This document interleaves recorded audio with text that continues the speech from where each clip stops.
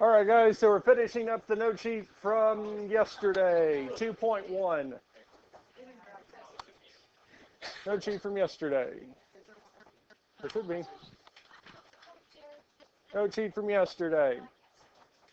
So yesterday we started our chapter 2, our chapter over quadratic equations, and we're going back through transformations, transforming, moving these functions up, down, left, right, stretching it, shrinking it, horizontally, vertically, and doing these here. Now, one of the new pieces of information that we have is something called the vertex. The vertex of the parabola is the highest or lowest point. If the parabola opens up,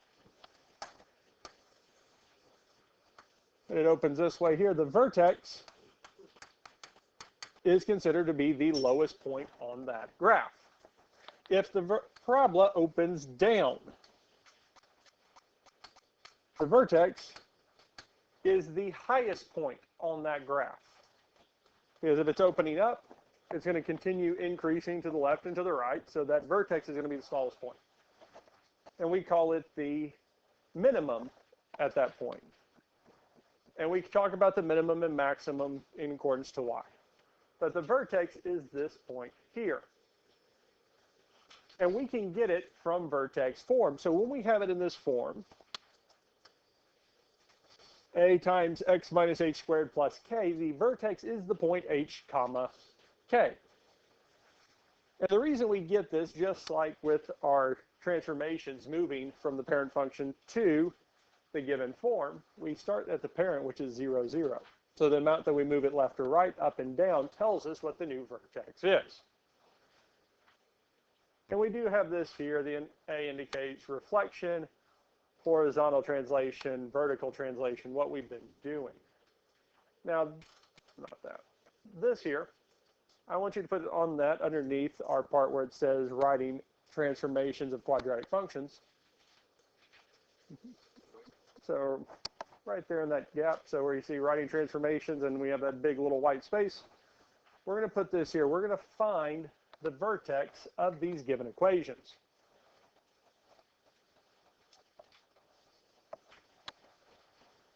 Because the vertex is the point h comma k.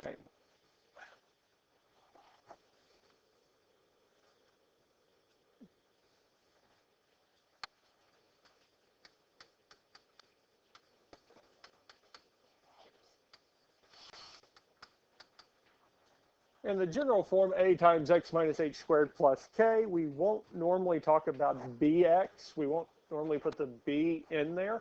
And that's mainly because the b and the h interact in a weird way. So most likely, if we get a bx, we have a value of that horizontal stretch or shrink, or reflection across the y-axis. Our h value is most likely probably going to be 0. So when we look at this here, let's look at g of x first. 1/2 x minus 1 squared. We do indeed have a value for h. And what would that h value be? It would be 1. Would it be positive 1 or negative 1? It would be positive because the general form x minus h, the x and our minus do match up with our x minus 1, so the value of h has to be positive 1.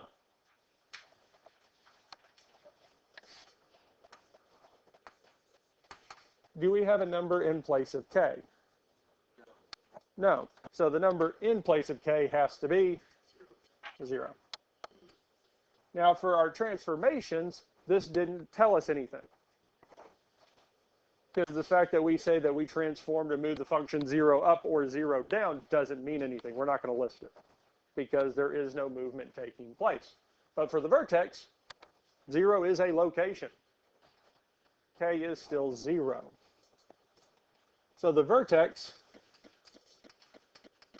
for this here, the point h comma k, would be what? H is 1, the k value is 0. So the vertex is the point 1, 0 for this function.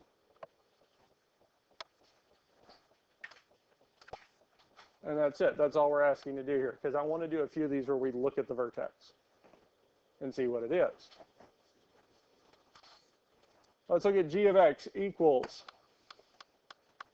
x plus 10 squared.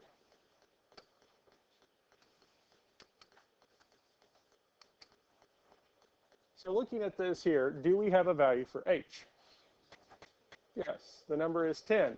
But the question is h, this value of 10, going to be positive or negative? It is negative. Because we do have x plus 10, but when we're looking for that value of h, really what we have is x minus negative 10. Because to get it the same as the general form, x minus h, x minus negative 10. So h is negative 10. K, the number is 3, and it would be negative minus 3. So our vertex for this here would be negative 10, negative 3.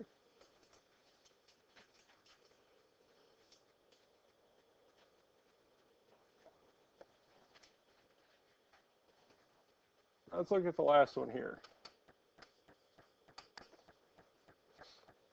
H and K. H would be negative 1. K would be negative 5. And the vertex, since we know this here is negative 1, negative 5.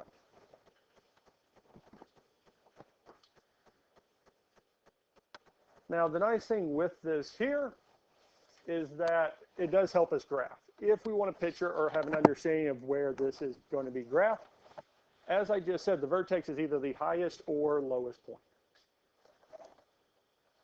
So we don't have to write this. If I were drawing a graph, or graphing this here, first thing I can do is plot the point 1, 0. That is the vertex. Then I would look at the value of A. Is it positive or if it's negative? Because if the value of A is negative, it's going to be a reflection across the x-axis, which means it opens down. Here, the value of A is positive, telling me that it's going to have to open up. It can give me a general idea of what this graph is going to look like. It's not going to look exactly like that, but it will look something like that. Because we can say 1/2 x plus 1 squared. Make sure I type it in right. X minus 1. Thought that was a little off. And it looks something like this here. We get a picture or an understanding of what the graph looks like. And that's what most of this is helpful with. Because the same can be said for our second one. Because our vertex is at the point negative 10, 4, 5, 6, 7, 8, 9, 10, 3. Down here, value of A is positive, so it's going to open up. It gives us an idea of how to graph this. Because up to this point, if we were going to graph a quadratic equation, we need 5 points. We need the lowest point and 2 points to either side. This gives us a way to find that vertex, that lowest point, and gives us a direction to go from there. And we'll see more of that, especially tomorrow. But the only other thing we're doing today is applying these transformations, putting these transformations to the function. Now, this first one here, let G be a vertical stretch, the new graph be a vertical stretch by a factor of 2, and a reflection in the x-axis, followed by a translation 3 units down of the graph f of x equals x squared. So we want to write the new equation and identify the vertex. So those are the two pieces that we're doing. Now, just like we did before, we can call the first one h of x. It really doesn't matter. We're just given a name for it. But we'll start with a vertical stretch by a factor of 2. Vertical stretch is our a times f of x. A times f of x, where a is the amount that we are stretching or shrinking the function by vertically. And what's our value of a going to be? 2.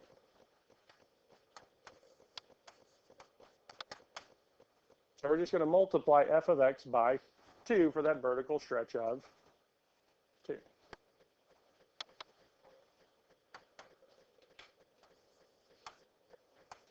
Now our function f of x is still just f of x. We don't have anything inside that parentheses. It's not x plus 2. It's not 1/2 x. It's just f of x. So we can substitute f of x with what it's equal to, which is x squared.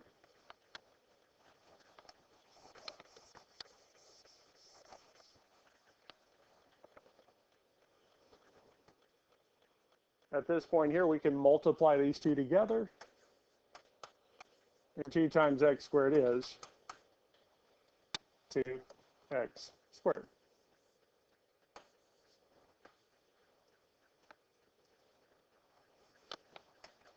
Questions on how we stretch this vertically by a factor of 2?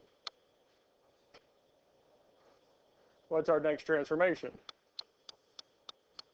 Reflection in the x-axis, reflecting it across the x-axis.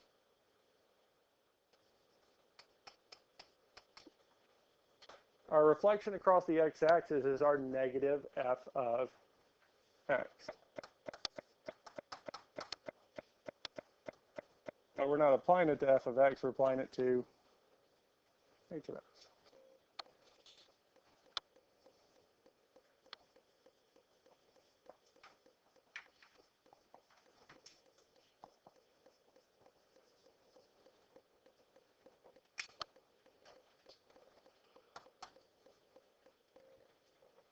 Questions on this so far?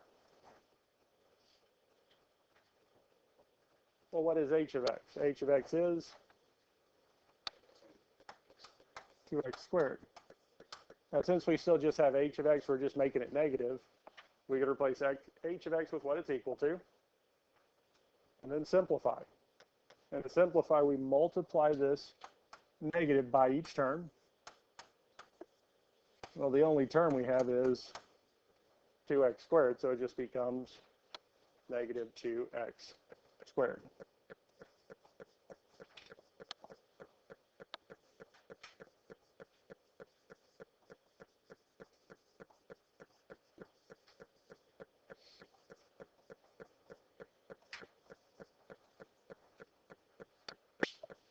Questions on this so far, how we stretched it vertically by a factor of 2 and reflected it across the x-axis? We have one last thing. It wants us to translate it 3 units down. And this is the last transformation, so we can call it g of x.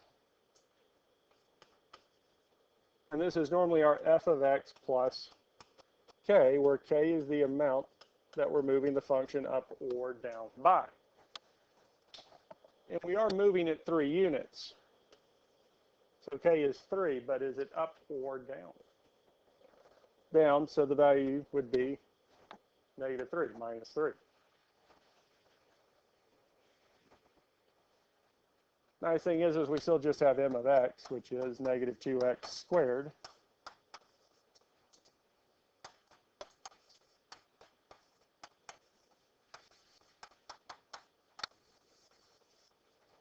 So we don't need the parentheses anymore because there's not something in front of it. So we drop it, telling us that it's negative 2x squared minus 3.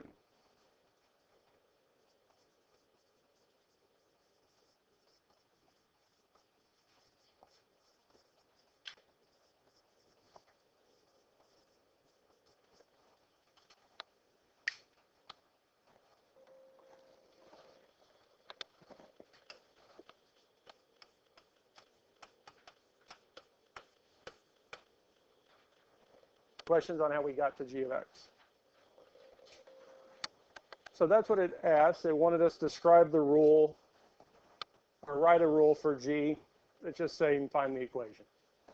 So our rule, what it was asking for is the negative 2x squared minus 3. It also asks us to identify the vertex. Our vertex is our h comma k. And looking at this equation, h and k K is a little bit easier to find than H. K would be what? -3. It's our number added to the end, yes? H is the number that we add or subtract 2x that's inside parentheses, yes? Are there any parentheses? So there is no distinguishable value of H. There is no value of H there, so it has to be. Because if I don't have parentheses, I don't have a value for H. You don't write +0, so H has to be 0. Just like if we don't have a number added or subtracted outside the parentheses, the value of K is 0. So our vertex here would be what? 0, -3. We are now ready for the senior girls to go to the library. The senior girls to go to the library. Thank you. Questions on this here?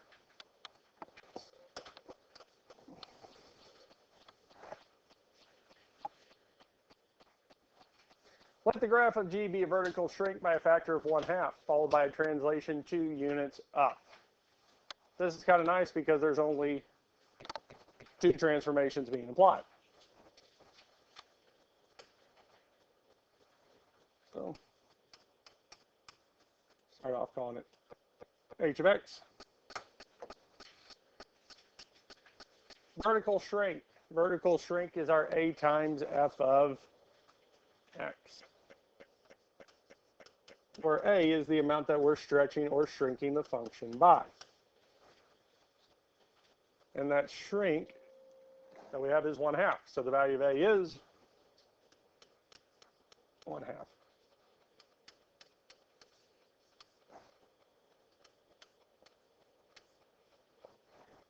Now that we plug that value in for a, we've done everything for putting in those values for the transformation. We can replace f of x, that part of the equation, with what it's equal to, which is just x squared, telling us that we have 1/2 times x squared. But we can multiply those two, yes? Which tells us that it's just 1/2 x squared.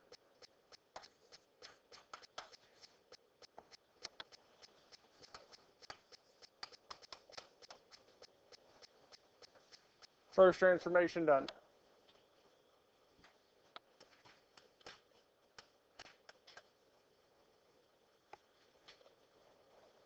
Our second transformation, 2 units up.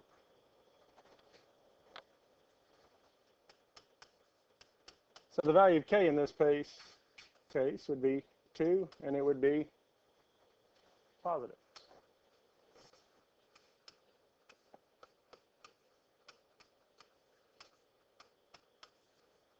And at this point here, we can replace h of x with what it's equal to, 1/2 x squared. Nothing in front of the parentheses, nothing we have to do with those there, so we can drop it.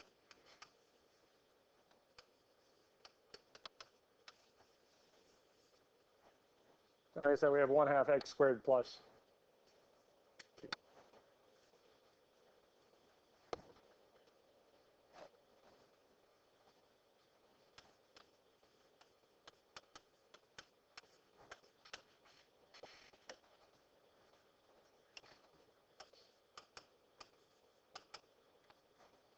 Questions on how we found g of x, how we wrote that rule?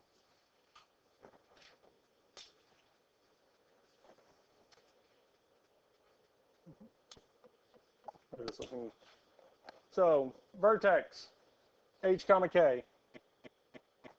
So what's the value of h? 0. There is no set of parentheses. There's nothing being added or subtracted from x inside the parentheses. So h has to be 0. K, 2. And it would be positive. So g of x is 1/2 x squared plus 2. The vertex is the point 0, 2. That's it.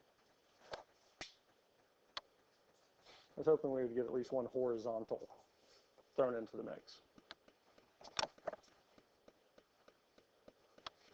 Questions on this here? We're ready for the next one.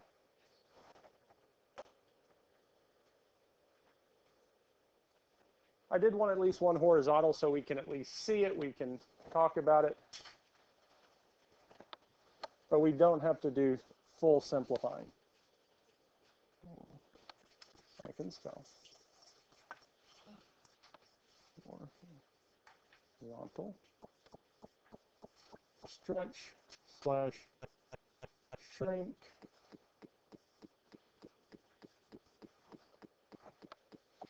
let the graph be a horizontal shrink by a factor of 1/3 and a reflection in the y-axis, followed by a translation 2 units up of the graph f of x equals x squared. Write a rule and identify the vertex.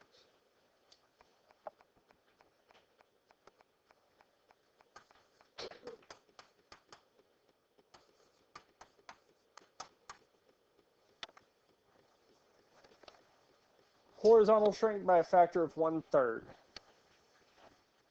So it is our f of ax, but you got to make sure to flip that horizontal value they gave us. Since they told us it was 1/3, yes, the value of a is going to be 3.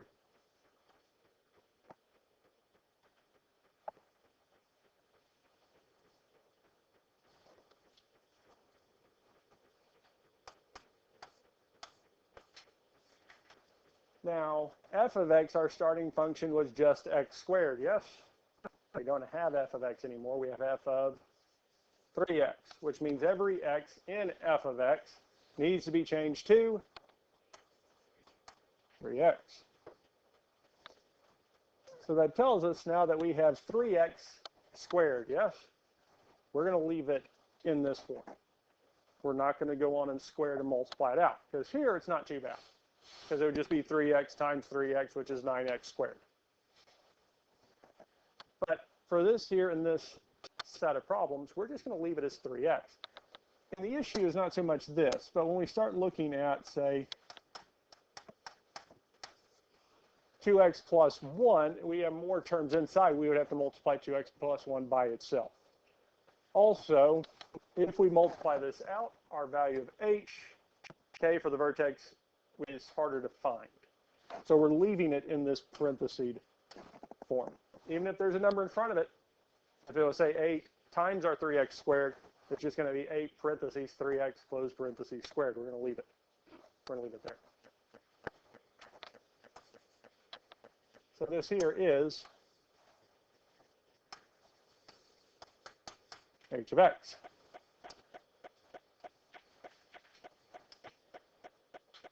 Our horizontal shrink by a factor of 1/3 has been applied. Now we also want a reflection in the y-axis.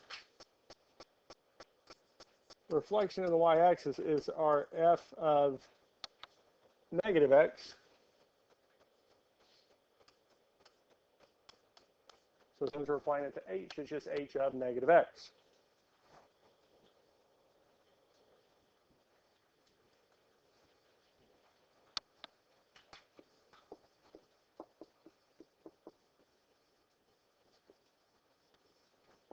Questions on this here?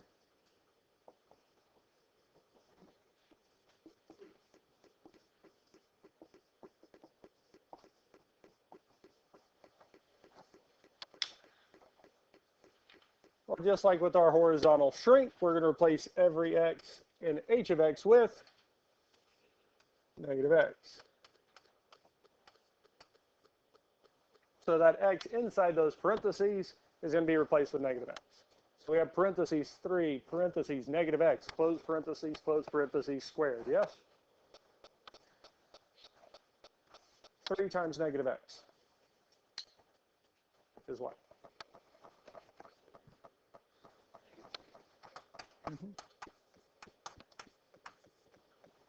Yep. We're going to do that. We don't want to have to start dealing with that power of 2. Inside there, that's fine. When we have to start applying that power of 2 and multiplying it by itself, we're going to leave that alone. And the reason is for us to find, well, I just wrote that. We want to try to stick as close to vertex form as we can. that set of parentheses squared is still a part of vertex form. The negative, or 3 times negative x inside, we can multiply that out and still be in vertex form. Have we finished? That's the wrong color. Have we found or applied all of our transformations?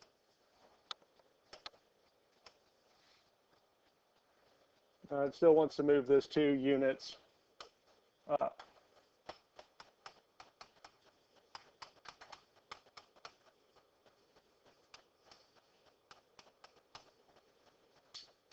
Since it's moving up 2, the value of k would be 2, and it's positive because we're going up.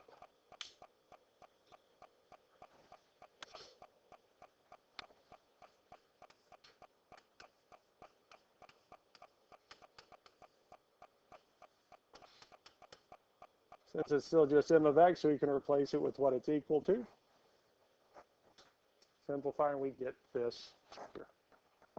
So g of x is negative 3x squared, or parentheses negative 3x close parentheses squared, plus 2.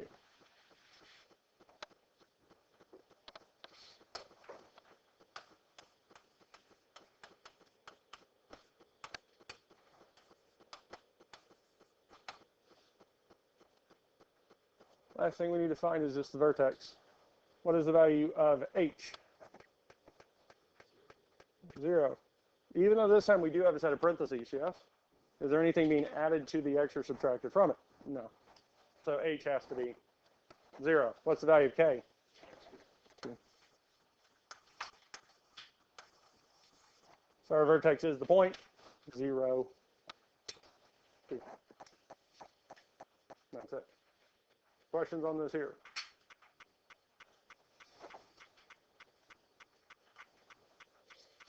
Three through 11 odd, 17 through 21 odd, then 27 through 29, 31 and 33. 3 through 11 odd, identify the transformation. That's all you have to do. You do not have to graph it. Identify the transformation.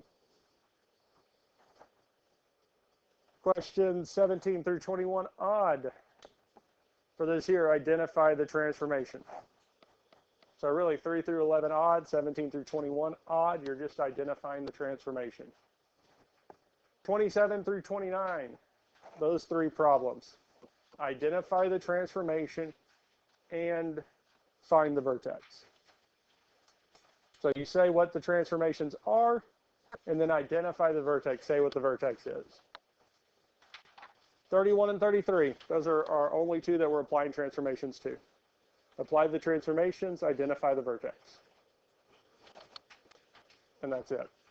So the only ones we're actually having to state, or I want you to state the vertex on, 27 through 29, 31, and 33.